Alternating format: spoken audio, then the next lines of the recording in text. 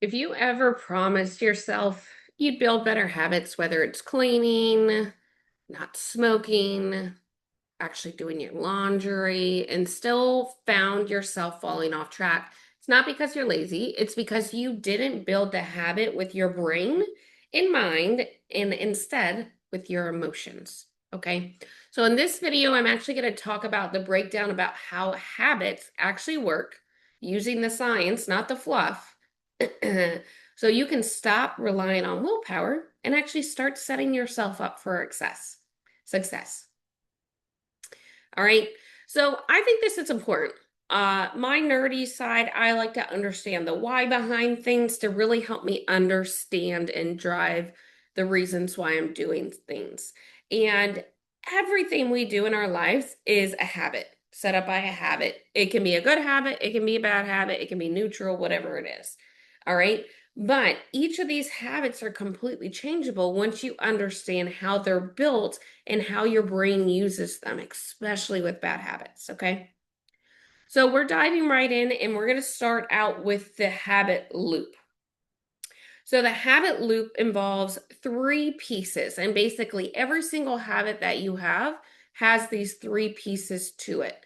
I'm going to talk about the pieces. I'm going to give you some examples that I see from people in their 20s, then we're going to dive even deeper with it. Okay? The three habit or the three the three actions in this habit loop is a cue, an action, and a reward. It goes in that three pieces, it goes around in a circle. Okay. The cue, the first thing, is basically the trigger. This is what starts the habit. It signals that, like your brain basically, it signals to your brain that it's time to do that thing, that habit, whatever it can be. So cues can be very different and it just depends, honestly. It can be a time, a place, a feeling, a routine event. So basically, a time, in the mornings, 8 a.m., it's coffee time. All right. A place, sitting on the couch equals scrolling on my phone. A feeling, stress equals grabbing a snack to eat. All right. A routine or a routine event, basically like finishing work equals this next action. Okay.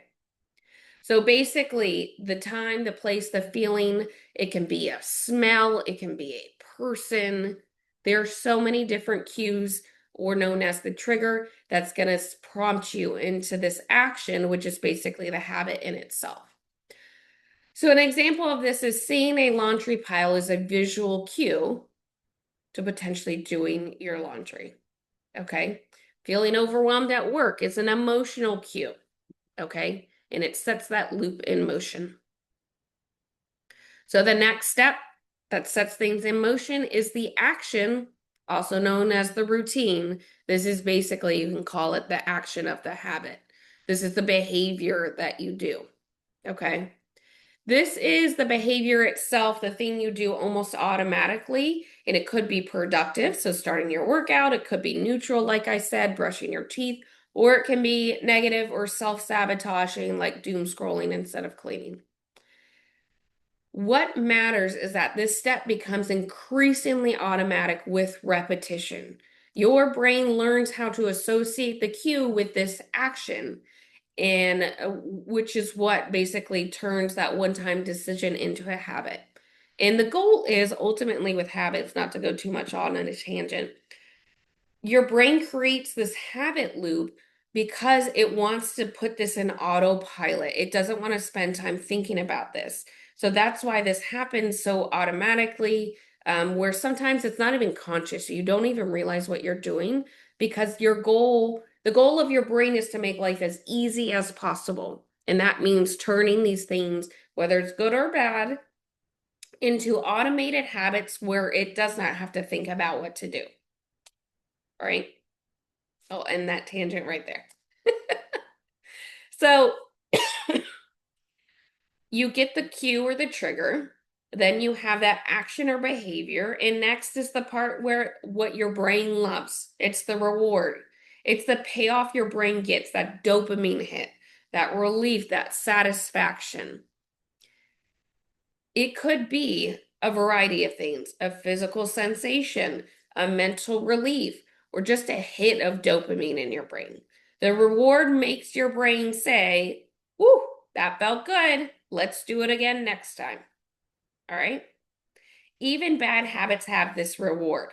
All right. Smoking, skipping chores, you're avoiding that discomfort. You're scrolling TikTok, you're getting distracted and entertained. Even though you know you have bad habits, you still get dopamine hits or some sort of relief from it. And that's why you keep on coming back to it. That's why your brain wants it, because it is a relief. There is some sort of reward there. Okay. And if the reward feels better than the effort, your brain is going to keep on choosing it. All right. This is why awareness of this full habit loop matters. If you don't understand why you're going through something, you're going to struggle to change it.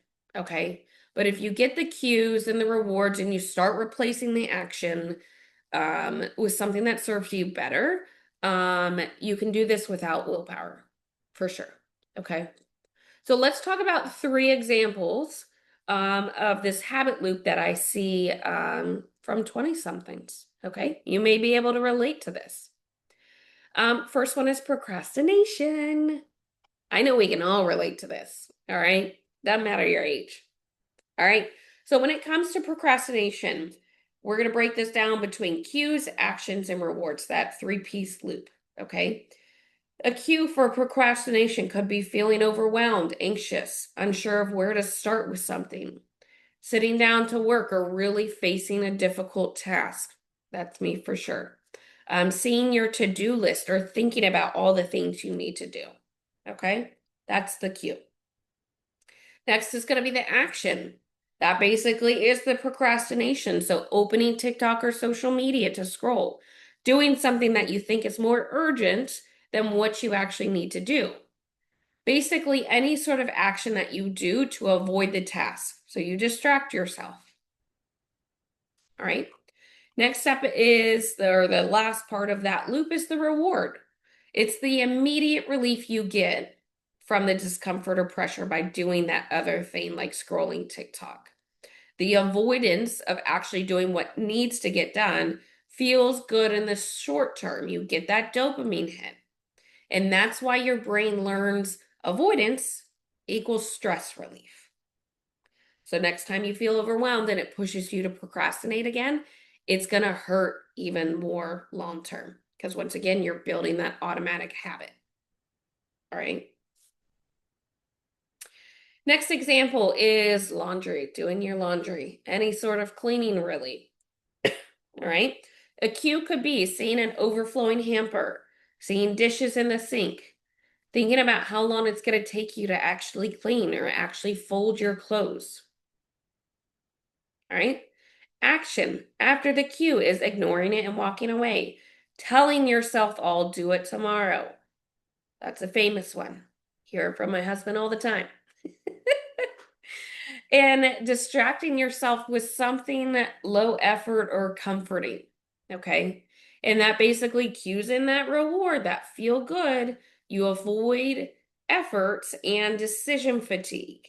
You get comfortable now, even though the problem gets worse later. Your brain avoids the task, instantly feels better. The relief becomes addictive, making laundry feel more overwhelming every time you avoid it.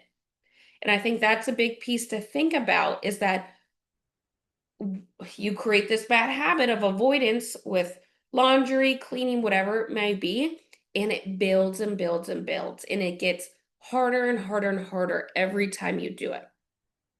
This is why you get to this point where it's like you need to do something, but you can't seem to do it. And it's like you're making such a big deal of it in your head. And then once you do it, you're like, oh, that wasn't that bad. We all do it because we've built this avoidance and we build it and it gets bigger and bigger. And then we actually do it and then we realize it's not that big of a deal. All right. And then the last one that we're going to talk about is overspending on DoorDash. Okay. The cue for overspending on DoorDash, You're hungry. You have no motivation to cook. It's been a long day at work or school and you're just feeling exhausted. You're bored or you're lonely and you have a craving for comfort. All right. Those are all examples of cues for this. The action, opening DoorDash on your app or your phone, scrolling, seeing um, what are they? What savings, what discounts, there we go. They have what's available and then ordering the food. All right. Afterwards comes the relief, that instant gratification. Food shows up without making any effort. Emotional comfort from eating something that your taste buds love. And feeling relief from that decision fatigue, having to figure out at that point what should you cook in your fridge or your pantry and all that kind of stuff. Okay? This sticks in your brain because you see food delivery as the quickest path to reward. Less effort, less energy, and it feels good now, even if you regret it later. But when we do that, of course, that habit loop is always reinforced. Okay. So let's talk a little bit about willpower when it comes to habits and this habit loop. Okay. Most people think habits fail because they weren't disciplined enough or they just got lazy. But the truth is, willpower, of course, is a terrible long-term strategy. It's not going to work. Okay. Willpower is kind of like a phone battery. It's strong in the morning, and you could almost relate this to motivation. Okay. It's strong in the morning, it drains as the day goes on. So if your habits depend on having enough motivation, self-control in the moment, you're already setting yourself up for failure. Okay. Real habits, the ones that stick, don't require constant decision making. They run on autopilot. So if you have to convince yourself every time to do something, it's not a habit, it's a task. And your brain is always going to choose the easier, faster reward when it gets tired, stressed, or overwhelmed. This is basically why people say things like, I was doing so well and then I just stopped. I know what I should do, but I just don't do it. I can't stay consistent. Okay. This issue isn't you, it's just the system that you're using. And you can't out-discipline a bad system. You can design your environment and your triggers to make good habits easier and bad ones harder. Okay? Because your brain will always choose the fastest reward. If the fastest reward is hitting snooze, scrolling TikTok, skipping your laundry, it's going to win every time. Okay? So unless you set up a system that makes the better habit, just as automatic, basically. Okay. So let's talk about then how to use science to your advantage, setting up these systems. Okay.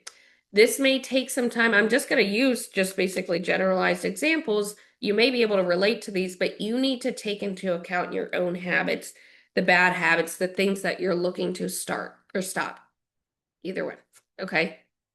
And they kind of go hand in hand. Okay. For example, I want to stop smoking because I want to start running. There's a bad habit that you're trying to break and a good habit you're trying to build. All right. So two strategies we're going to talk about. One is called habit stacking. Basically self-explanatory. You stack habits onto existing cues, which makes it easier to grab onto this habit. Okay. So basically, after I brush my teeth, I'm going to floss. After I brush my teeth, I'm going to wipe down the sink. After I put on my pajamas, I'm going to put my dirty clothes in the laundry hamper. All right. You can basically stack on things there.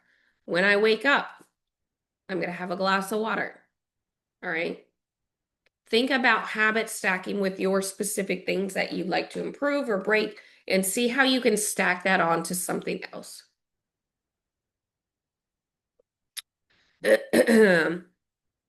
Next strategy is create immediate rewards. Okay. That could be in rewards. No, This is where we can get ourselves into trouble. I know we tend to use food as a reward, spending money as a reward, but it doesn't have to be like that, okay? It can be lighting a candle after you finish. You get that feel good feeling of lighting a candle. It smells good. The kitchen's nice and sparkling clean.